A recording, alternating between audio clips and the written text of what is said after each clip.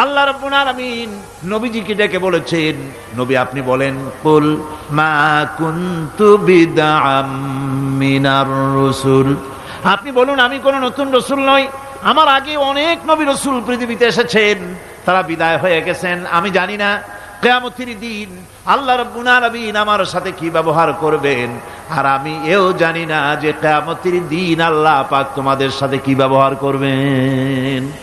এই আয়াত নাজিল হওয়ার পর আল্লাহর হাবিব তার মেয়েকে ডাকলেন আর বললেন, ও আমার মেয়ে, কলিজার টুকরা ফাতেমা গো, শোনো, কেবলমাত্র আয়াত নাজিল হয়ে গেল, আল্লাহ পাক আমাকে শোনায়ছেন কিয়ামতের দিন আমি জানি না আমার সঙ্গে কি ব্যবহার করা হবে, আর এও জানি না যে তোমাদের সাথে কি ব্যবহার করা হবে। ও আমার কলিজার টুকরা মেয়ে ফাতেমা, কিয়ামতের দিন মুহাম্মদ সাল্লাল্লাহু আলাইহি ওয়াসাল্লামের মেয়ে এই হিসাবে তোমার নাজাতের ফয়সালা হবে না।